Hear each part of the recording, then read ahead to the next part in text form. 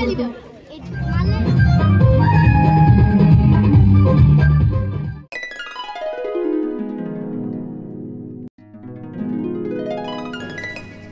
চারটি ভাগে ভাগ হয়। প্রথম হচ্ছে বিষয়,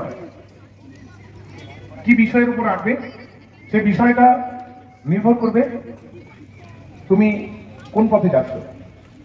তাহলে বিষয়ের একটা গুরুত্বপূর্ণ ভূমিকা আছে। তারপরে থাকছে রেখাচিত্র। রেখাচিত্রে দেখো কতগুলো ব্যাপার আছে। একটা হচ্ছে তাহলে ছবিতে বর্ণ দেবে, রাঙিয়ে তুলবে, আর করবে। আজকে আমরা চলে এসেছি শান্তিপুর দোল মেলাতে। তো দোল মেলাতে এসে এখনও তো মেলা কিছুই চালু হয়নি, সব দোকান বন্ধ, কিন্তু আমরা আসল কারণে এসেছি। ফোন করে আমি মাম্মামের নাম লিখিয়ে দিয়েছিলাম এই যে অঙ্কন প্রতিযোগিতা। তো সেই জন্য মাম্মামকে নিয়ে দুপুর করে চলে এসেছি। 3:30 থেকে শুরু হওয়ার কথা ছিল, কিন্তু শুরু হয়েছে 4টার সময়, কারণ অতিরিক্ত রোদ গরমের জন্য একটু টাইমটা পিছিয়ে দেওয়া হয়েছিল। তো আমরা ঠিক টাইমেই এসে গেছি। আমি বাবুসোনাকে নিয়ে এখানে বসে আছি, আর এই যে ওদের ড্রয়িং খাতা দিয়ে দিয়েছে। আর প্রথমে যেটা দেখালাম ওটা হচ্ছে রাধাকৃষ্ণের পুজো হয়েছে মন্দির, সেটাও তোমাদের সঙ্গে একটু শেয়ার করব। তবে প্রথমেই এসে আমি শেয়ার করতে সময় পেলাম না, আগেই এখানে মাম্মামকে বসিয়ে দিয়েছি, আর আমরাও এখানে বসে দেখছিলাম যে কিভাবে এখানে প্রতিযোগিতা শুরু হয় বা হয়। ঠিক আছে, তো তোমাদের সঙ্গে সেটাই একটু শেয়ার করছি বসে বসে। আর প্রচণ্ড গরম আজকে, আর এখানে নেট কম, মানে নেটওয়ার্কটা কম বলে একটু লাইভটা চালু করেছিলাম 2বার ফেসবুকে, কিন্তু লাইভটা করতে পারলাম না, 2বারই ব্যাক হয়ে গেল। তাই আর লাইভ করলাম না, ভাবলাম একটু ভিডিওই করে নিই তোমাদের দেখাবো বলে। হাই যা ভুলেই গেলাম, প্রথমে তোমাদের স্বাগতম বলবো, সেটা আজকে আর বলা হয়নি। তো সবাইকে জানাই অনেক স্বাগতম আমার পরিবারে ভিডিও দেখার জন্য। ঠিক আছে, তো সবাই চলো ঝপঝপ করে এগিয়ে যাই আগের দিকে। এ দেখো কত সুন্দর, অনেকটা টাইম এগিয়ে গেছে, 1 ঘন্টা টাইম ছিল ওদের। তো মাম্মাম সুন্দর করে আঁকছে। মাম্মাম তো কোথায় ছবি আঁকা শিখতে যায়নি, আর কোনো স্যারকে দিয়েও ছবি আঁকা ওকে প্র্যাকটিস করায়নি। যা শিখেছে আমার কাছ থেকেই শিখেছে, কারণ আমি শিখেছিলাম, সেটুকু থেকে আমি ওকে শিখিয়েছি। তারপরে বাকিবার ও এখন নিজের ট্যালেন্টেই শিখেছে। আমি মিথ্যে কথা বলবো না, আমার মাম্মাম ছবি আঁকতে খুব ভালোবাসে, আর খুব সুন্দর ছবি আঁকেও। তোমরা আগেও দেখেছো আমি ছবি দিয়েছিলাম এখানে। তো দেখো সকলেরই প্রায় হয়ে এসেছে, আর আমার মাম্মাও আস্তে আস্তে আর একটু কমপ্লিট করছে আর কি। তো ওরটা কেমন হয়েছে সেটাও চলো তোমাদের একটু দেখিয়ে দিই। চলো মাম্মামকে দেখাই। এই দেখো, তো মাম্মামেরটা একটু দেখিয়ে দিই তোমাদের, ও কেমন ছবিটা এঁকেছে। ওকে বলছিলাম, আর ভয়ও লাগছিল যদি কেউ মানা করে যে কেন বলছেন বা কিছু এরকম। যাই হোক, এখানে কোনো মানা বানা করছে না, ভালোই লাগলো, বেশ ওদের হয়ে গেল। তবে অতিরিক্ত গরমের জন্য ওদেরও ভালো লাগছে না দেখলাম। একদম শিশু বাচ্চারা যারা নার্সারি থেকে শুরু, তাদেরকে স্টেজের মধ্যে বসিয়েছিল, আর বাকি সবাইকে নিচে। তো ভাগ করে দিয়েছিল, ক বিভাগ, খ বিভাগ, গ বিভাগ করে, এরকম হচ্ছে ব্যাপার।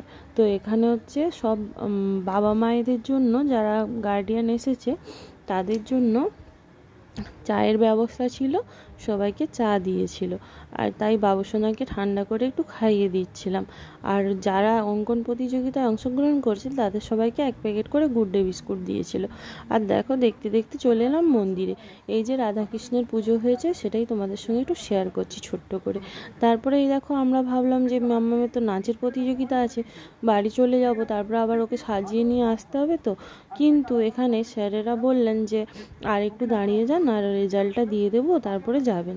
মাম্মাম বলছিল যে মা আমার কিছু হয়তো হবে না।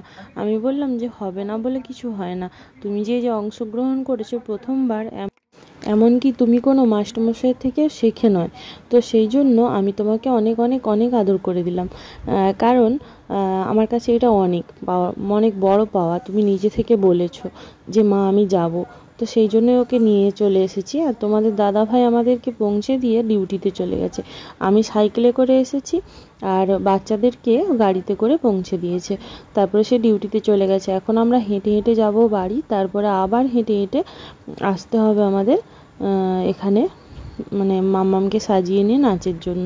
তো চলো, এখানে হচ্ছে প্রতিযোগিতাদের নাম টাম বলে দিল। এবার আমরা এই যে চলে যাচ্ছি বাড়ি। তো এই দেখো আমাদের এই নদীটা পেরিয়ে আসতে হয় আমাদের বাড়ি থেকে সামনেই, কিন্তু কিছুটা হাঁটা পথ আছে আর কি। তো সেইটাও আমাদের পক্ষে অসম্ভব, কারণ আমি সাইকেল চালিয়ে হলে তবু একজন দুজন হলে ঠিক আছে, কিন্তু যেহেতু বাবুসোনা আছে তাই সাইকেলটা চালিয়ে আমাদের হবে না। বাবুসোনাকে বসিয়ে নিয়ে আমি যেভাবে হেঁটে চলে যাই, আমি আর মাম্মাম সেইভাবেই যাব।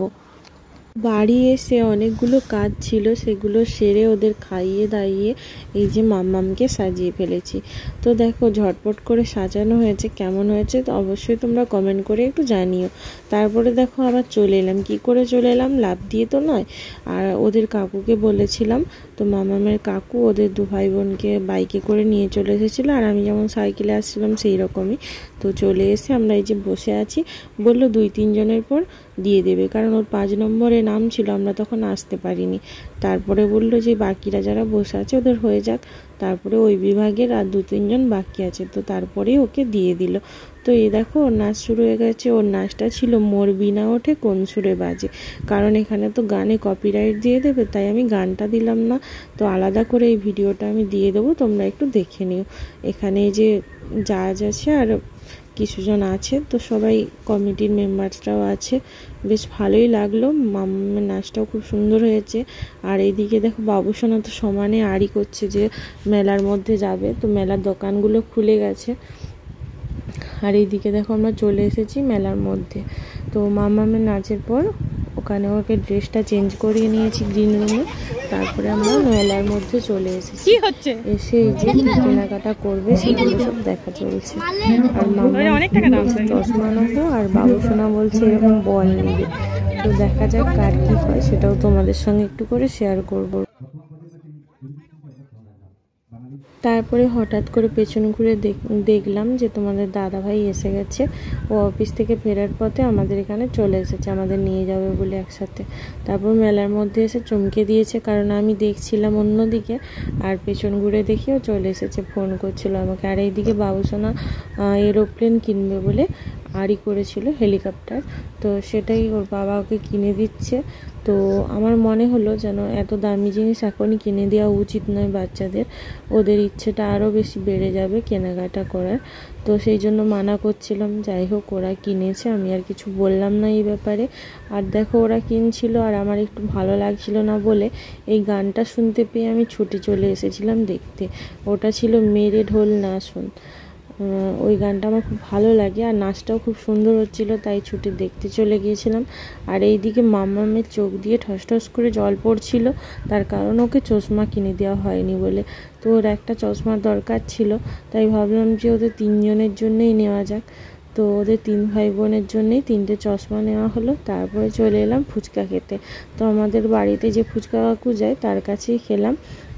খেয়ে নিয়ে মাম্মাম আর আমি চলে এলাম, আর মাম্মামের মুখে পড়েছিল কাঁচা লঙ্কা, তাই ওকে একটা আইসক্রিম কিনে দিতে হলো।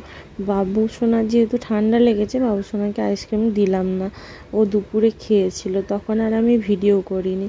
আসলে তখন কত কিছু করব বলো। আর এইদিকে বাড়ির জন্য আর মানে 9টা তো বেজেই গেছে, 9টা 9:30 প্রায়। তো সেই জন্য তোমাদের দাদা ভাই পরোটা আর ঘুগনি নিয়ে নিচ্ছে বাড়িতে গিয়ে খাওয়ার জন্য। আর ওইদিকে মাম্মাম যাচ্ছিল ভুট্টা, মানে ভুট্টার দোকান বসেছে, তো সেখানে ও ভুট্টার দাম করতে যাচ্ছিল নিবে বলে। আমি মানা করলাম যে ওইগুলো ওরা খেতে পারবে না, বেকার নিয়ে কি হবে। তো এখন আমাদের নেওয়া হয়ে গেছে, এবার আমরা বাড়ি চলে যাব আস্তে আস্তে। তো চলো এখন পুরো ফাঁকা হয়ে যাচ্ছে, আর আমরা এবার বাড়ি চলে যাবো, অনেকটাই রাত্রি হয়ে যাচ্ছে। তোমার দাদা ভাইকে খিদা পেয়েছে বলে এখন এটা বলে চানা ভাজা 12 ভাজা কিনে খাচ্ছে।